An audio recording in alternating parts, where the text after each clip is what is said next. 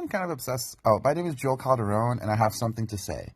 So I've been obsessed with astrology again lately. Like the thing was, is for those of you that remember me in high school, like I would sometimes bring like astrology books and stuff like that, like to school or whatever. Because mind you, like my brothers and my sister were like obsessed with astrology, for a long time. You know, even though it's pagan.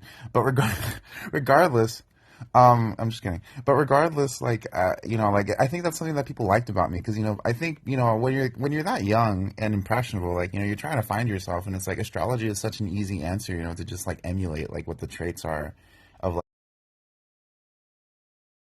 I've been kind of obsessed. Oh, my name is Joel Calderon, and I have something to say.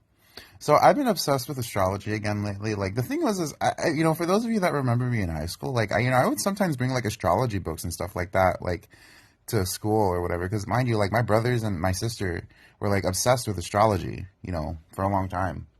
You know, even though it's pagan.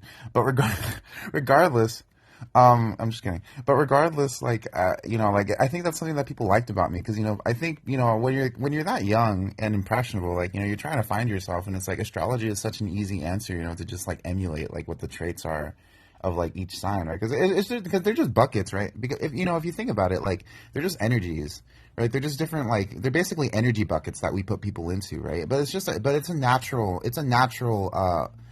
because mind you, like the buckets are sorted. They're basically birthday buckets, right? It's just usually when we separate people out by birthday, we do it by individual days. But with the zodiac signs or whatever. And so the thing is that instead the buckets are more spread out, right? Instead we choose a range of dates, and then we say that all those people are in one bucket, and then we choose another range of people, and then we do that 12 times, right? Or but it's just natural because the thing is what the zodiac signs are actually supposed to represent are when the sun moves across a certain basically a circle across the sky over the year, right? And as it moves across that sort of circle, right? It passes through different constellations, and those constellations that's what the zodiac is, right? Or is the particular collection of constellations that the sun finds itself throughout its journey in the year, right? Because mind you, the sun never stays in the exact same spot in the year. It's always, because we're orbiting it. So, from our perspective, it looks like it's moving across the sky. Okay. So, there's a physical, there's like a physical thing going on, mind you, or whatever. There's like a physical thing going on.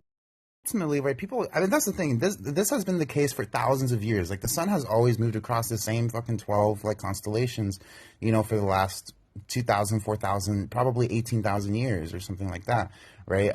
Yeah, exactly, like pretty much, right? Because that's the thing is like eventually, like the sun and the constellations are gonna like basically move around a little. Well, actually, no, it's a little hard to say because the thing is obviously like if you go really, really far into the future, the particular stars, they're just moving in their own random way or whatever in the sky, right? And so eventually they're just gonna get scattered, actually, right? And so eventually like the constellations will actually be completely unrecognizable. But that just means it'll produce a new astrology, right? And so the astrologers then are just going to have to like remap everything basically, right? But mind you, like those 12 energies that I was talking about, Aries, Cancer, Gemini, all those ones, right? Like I said, they're just energies, right? Because each constellation is unique and distinct, right? And so they must represent different energies fundamentally.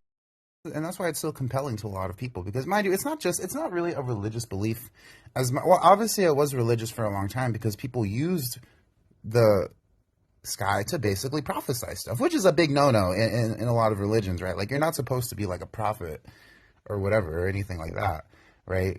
But regardless, right? But mind you, but people, they use astrology for other purposes besides, prophecy and like thing. Because the other thing too, people forget is that like it only works. It's like the weather. You can only predict so far into the future before it just becomes completely inaccurate. Right, and so that's why when you're dealing with astrological questions, you want to give a time frame, like within the next month or the week, right, or even the next day, right? When people very rarely ever like ask questions, they always ask questions in the far future, like will I get married, or how will I die? Big questions like that. When it's like you could ask a simple question like what am I gonna fucking eat in a week or something like that. Like you could ask something trivial like that, but no one ever thinks to.